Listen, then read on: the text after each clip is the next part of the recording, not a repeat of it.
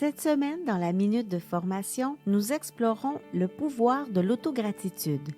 L'objectif est de comprendre comment l'autogratitude peut notamment combattre l'épuisement professionnel et renforcer la résilience pendant le congé de fin d'année.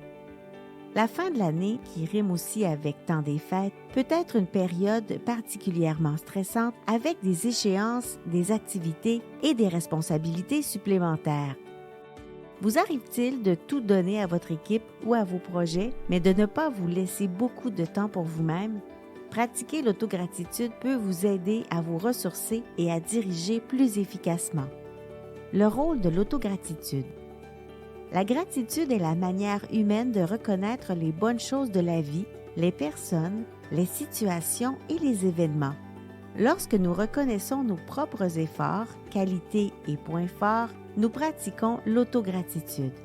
La recherche montre que l'autogratitude peut réduire le stress et renforcer le bien-être émotionnel et physique. La transformation du leadership par l'autogratitude. Pour illustrer l'importance de l'autogratitude, rencontrons Maria, gestionnaire d'une banque locale. Récemment, elle s'est sentie dépassée et a eu du mal à se concentrer sur son travail. Pour respecter les délais de fin d'année, elle travaillait tard et sautait des repas. Elle a remarqué qu'elle devenait de plus en plus irritable envers son équipe. Elle s'est rendue compte qu'elle se dirigeait vers l'épuisement professionnel et qu'il fallait changer quelque chose. Maria s'est souvenue d'avoir lu un article sur le pouvoir de l'autogratitude et a commencé peu à peu à la mettre en pratique. 3 étapes pour commencer votre pratique de l'autogratitude. À l'instar de Maria, voici quelques moyens d'intégrer la gratitude dans votre routine quotidienne. Journal de gratitude. Prenez quelques instants chaque jour pour noter ce dont vous êtes reconnaissant. Le fait de transposer les pensées sur le papier peut donner à votre cerveau le temps de les assimiler. Célébrez vos réalisations intrinsèques. Reconnaissez vos qualités intérieures telles que le cran, la détermination et le courage plutôt que vos réalisations extérieures. Sollicitez l'aide des autres. Demandez à quelqu'un qui se soucie de vous ce qu'il admire chez vous.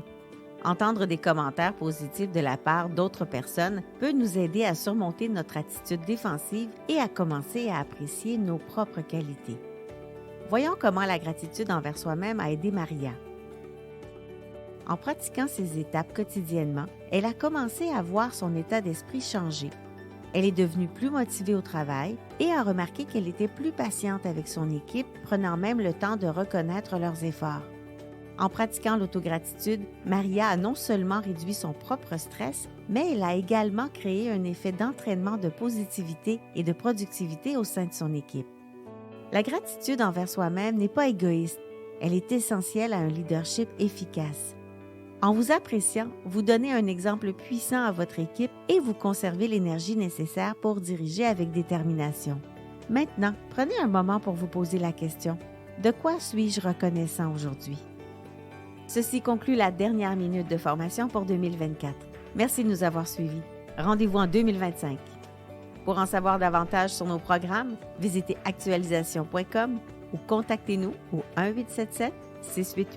1-877-688-0101.